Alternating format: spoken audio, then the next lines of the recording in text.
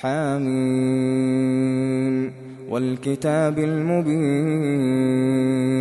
إنا جعلناه قرآنا عربيا لعلكم تعقلون وإنه في أم الكتاب لدينا لعلي حكيم أفنضرب عنكم الذكر صفحا أن كنتم قوما مسرفين وكم أرسلنا من نبي في الأولين وما يأتيهم من نبي إلا كانوا به يستهزئون فأهلكنا أشد منهم بطشا ومضى مثل الأولين ولئن سألتهم من خلق السماوات والأرض ليقولن خلقهن العزيز العليم الذي جعل لكم الأرض مهدا وجعل لكم فيها سبلا لعلكم تهتدون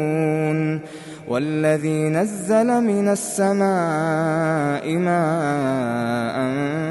بقدر فأنشرنا به بلدة ميتا كذلك تخرجون والذي خلق الأزواج كلها وجعل لكم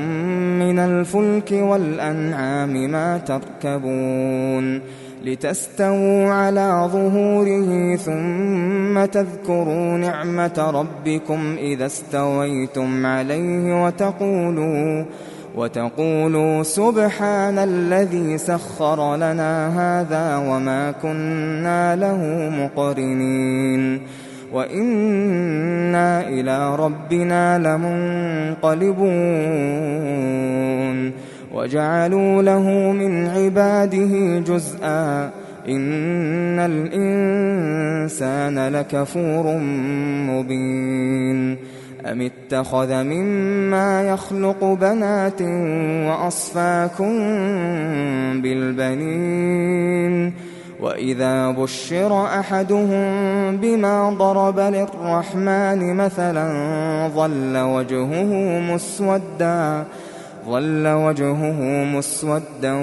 وهو كظيم أومن ينشأ في الحلية وهو في الخصام غير مبين وجعلوا الملائكة الذين هم عباد الرحمن إناثا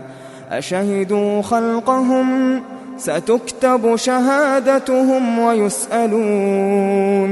وقالوا لو شاء الرحمن ما عبدناهم ما لهم بذلك من علم إن هم إلا يخرصون أم آتيناهم كتابا من قبله فهم به مستمسكون بل قالوا إنا وجدنا آباءنا على أمة وإنا على آثارهم مهتدون وكذلك ما أرسلنا من قبلك في قرية من نذير إلا قال مترفوها إنا وجدنا آباءنا على أمة وإنا على آثارهم مقتدون قال أولو جئتكم بأهدى مما وجدتم عليه آباءكم قالوا إنا بما أرسلتم به كافرون فانتقمنا منهم فانظر كيف كان عاقبة المكذبين وإذ قال إبراهيم لأبيه وقومه إنني براء مما تعبدون إلا الذي فطرني فإنه سيهدين وجعلها كلمة باقية في عقبه لعلهم يرجعون بل متعت هؤلاء وآباءهم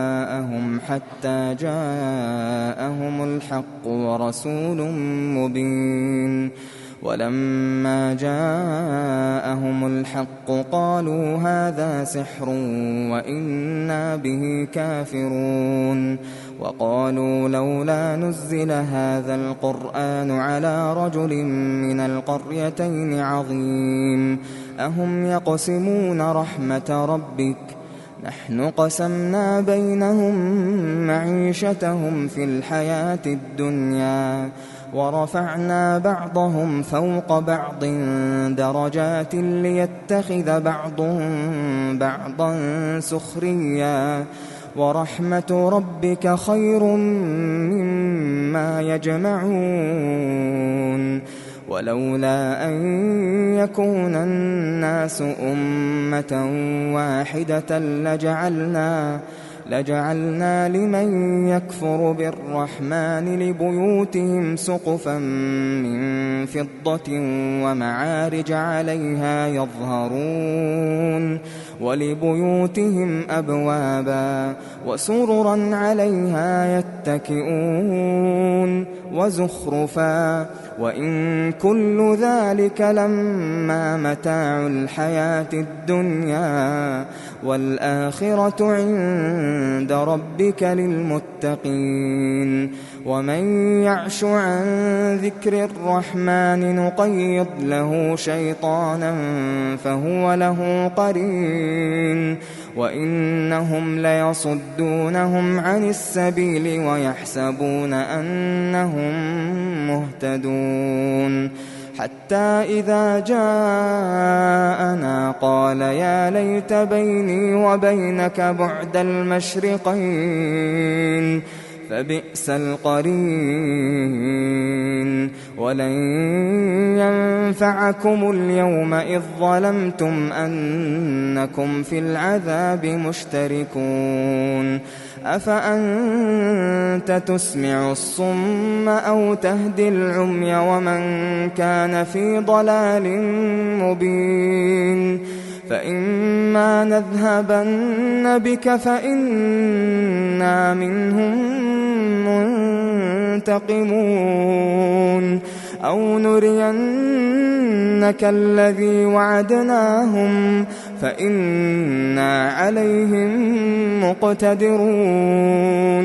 فاستمسك بالذي أوحي إليك إنك على صراط مستقيم وإنه لذكر لك ولقومك وسوف تسألون واسأل من أرسلنا من قبلك من رسلنا أجعلنا من دون الرحمن آلهة يعبدون ولقد أرسلنا موسى بآياتنا إلى فرعون وملئه فقال إني رسول رب العالمين فلما جاءهم بآياتنا إذا هم منها يضحكون وما نريهم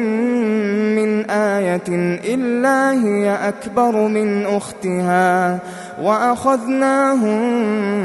بالعذاب لعلهم يرجعون وقالوا يا أيها الساحر ادع لنا ربك بما عهد عندك إننا لمهتدون فلما كشفنا عنهم العذاب إذا هم ينكثون ونادى فرعون في قومه قال يا قوم أليس لي ملك مصر وهذه الأنهار تجري من تحتي أفلا تبصرون أم أنا خير من هذا الذي هو مهين أم أنا خير من هذا الذي هو مهين ولا يكاد يبين فلولا ألقي عليه أسورة من ذهب أو جاء معه الملائكة مقترنين فاستخف قومه فأطاعوه إنهم كانوا قوما فاسقين فلما آسفونا انتقمنا منهم فأغرقناهم أجمعين فجعلناهم سلفا ومثلا للآخرين ولما ضرب ابن مريم مثلا إذا قومك منه يصدون وقالوا أآلهتنا خير أم هو ما ضربوه لك إلا جدلا بل هم قوم خصمون إن هو إلا عبد أنعمنا عليه وجعلناه مثلا لبني إسرائيل ولو نشاء لجعلنا منكم ملائكة في الأرض يخلفون وإنه لعلم للساعة فلا تمترن بها واتبعون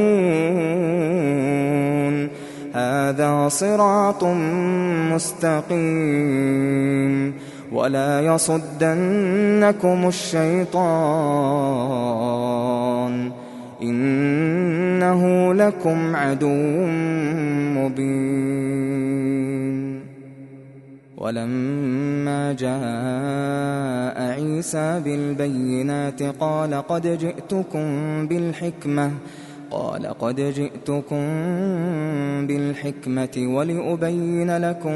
بعض الذي تختلفون فيه فاتقوا الله وأطيعون إن الله هو ربي وربكم فاعبدوه هذا صراط مستقيم فاختلف الأحزاب من بينهم فويل للذين ظلموا من عذاب يوم أليم هل ينظرون إلا الساعة أن تأتيهم بغتة وهم لا يشعرون الأخلاء يومئذ بعضهم لبعض عدو إلا المتقين يا عباد لا خوف عليكم اليوم ولا أنتم تحزنون الذين آمنوا بآياتنا وكانوا مسلمين ادخلوا الجنة أنتم وأزواجكم تحبرون يطاف عليهم بصحاف من ذهب وأكواب وفيها ما تشتهيه الأنفس وتلذ الأعين وأنتم فيها خالدون وتلك الجنة التي أورثتموها بما كنتم تعملون لكم فيها فاكهة كثيرة منها تأكلون إن المجرمين في عذاب جهنم خالدون لا يفتر عنهم وهم فيه مبلسون وما ظلمناهم ولكن كانوا هم الظالمين ونادوا يا مالك ليقض علينا ربك قال إنكم ماكثون لقد جئناكم بالحق ولكن أكثركم للحق كارهون أم أبرموا أمرا فإنا مبرمون أم يحسبون أنا لا نسمع سرهم ونجواهم بلى ورسلنا لديهم يكتبون قل إن كان للرحمن ولد فأنا أول العابدين سبحان رب السماوات والأرض رب العرش عما يصفون فذرهم يخوضوا ويلعبوا حتى يلاقوا يومهم الذي يوعدون وهو الذي في السماء إله وفي الأرض إله وهو الحكيم العليم وتبارك الذي له ملك السماوات والأرض وما بينهما وعنده علم الساعة وإليه ترجعون ولا يملك الذين يدعون من دونه الشفاعة إلا من شهد بالحق وهم يعلمون ولئن سألتهم من خلقهم ليقولن الله فأنى يؤفكون وقيله يا رب إن هؤلاء قوم لا يؤمنون فاصفح عنهم وقل سلام فسوف يعلمون.